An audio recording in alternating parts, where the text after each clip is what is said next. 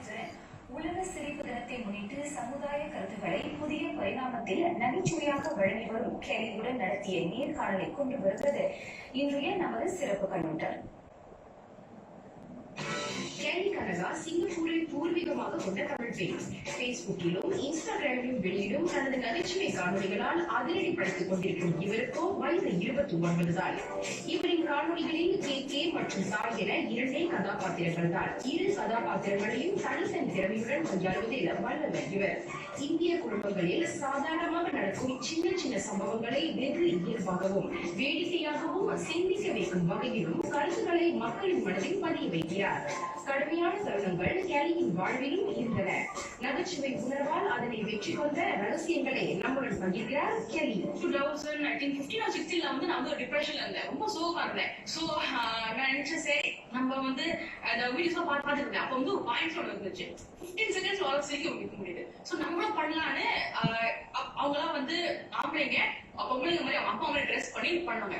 நம்மளும் அதை பண்ணலாமே, நமக்கு ஒரு கேமரா இருக்குது அப்படின்னு தான் ஆரம்பிச்சது. சரி ஒரு வருஷத்துக்கு அப்புறம் ஐயோ இத்தனை பேர் பாக்குறாங்க, கொஞ்சம் சீரியஸா பண்ண ஆரம்பிச்சேன். அதுக்கப்புறம் தான் கேலிஸ் காமெடின்னு ஒரு பிராண்டே உருவான காரணம். பட் ஆக்சுவலி ஆரம்பிச்சது வந்து நான் சிரிக்கணும். ஆக்சுவலி இப்போ வரைக்கும் கேலிஸ் காமெடி ஆரம்பிச்சு ஒரு 3 வருஷம் 4 வருஷம் கேலியின் நகைச்சுவைகள் சிரிப்பை மட்டுமின்றி ஆழ்ந்த சிந்தனையையும் தூண்டுகிறது. எழுத்துத்துறையின் மீது நமக்குண்டான ஈர்ப்பு நகைச்சுவை காணொலிகளுக்கு ஏற்புடைய வசனங்களை மிக எளிமையாக எழுத துறைபுரிவதாகவும் குறிப்பிட்டார் கேலி. சமூக வலைதளங்களில் கேலிஸ் காமெடி பக்கத்தை பின்தொடர்வோரில் 70 விழுக்காட்டினர் பெண்களே. எனும் காணொலி மூலம் இவர் பகிர்ந்து வரும் சமூக கருத்துக்களுக்கு மக்களிடையே அமோக ஆதரவு கிடைத்து வருகிறது.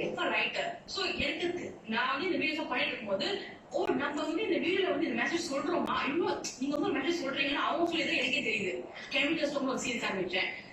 சோசியல் மெசேஜை வந்து இன்னும் கொஞ்சம் சோசியல் மெசேஜ் கொடுக்குறேன் அப்படின்னு ஒரு சீரியஸ் ஆரம்பிச்சேன். யாரும் பேசாத விஷயத்த வந்து செலக்ட் பண்ணி பேசுவேன். அண்ட் அதுக்கு வந்து ஒரு ஸ்பாயிலர் கிடைக்கும். சோ எனக்கு வந்து ஒரு டாபிக் எடுத்து என்னோட ஒப்பீனியன்ஸ் கொடுப்பேன், சொல்லிப்பேன் இது என்னோட ஒப்பீனியன் சொல்லி அதை வந்து இப்படி பாக்குறாங்க, ஆனா இப்படி பாக்கலாமே, அதுதான் வந்து கேவலம் சில விஷயத்துல பேசுறதுனால you need to get your facts right.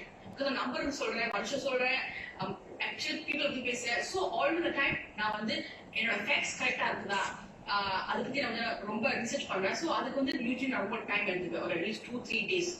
எதிர்காலத்தில் ஒரு சிறந்த எழுத்தாளராக உருவாக வேண்டும் என்பது கேலியின் கனவு. அதற்கான ஆயுத வேலைகளில் முழு மூச்சுடன் ஈடுபட்டு வருவதாகவும் கேலி தெரிவித்தார்.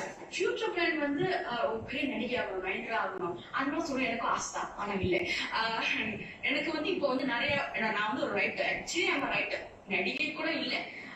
இப்போ ஒரு கேமரா கூட எனக்கு நடிப்பு வராது. சோ நான் வந்து ஒரு ரைட்டரா வந்து ப்ரூவ் பண்றதுக்கு நிறைய ஸ்கெட்சஸ் பண்ண ஆசைப்படுறேன். அண்ட் இப்போ வந்து எனக்கு சூப்பர் நேச்சுரல் காமெடி பண்றது வந்து என்னோட டேலண்ட், என்னோட ஸ்கில். சூப்பர் நேச்சுரல் பேப்பர்ல எழுதுறது. சோ இதை வந்து நான் வந்து ஒரு நெட்ஃபிளிக்ஸ் ஷோவா எடுக்க போறேன்.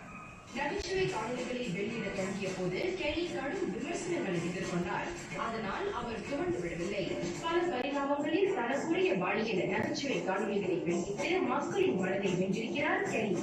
நகைச்சுவை பயணத்திலும் எழுத்து துறையிலும் கேலி முத்திரை பதிக்க வேண்டும் என வாழ்த்துகிறது RTM தமிழ்ச்சி பிரிவு.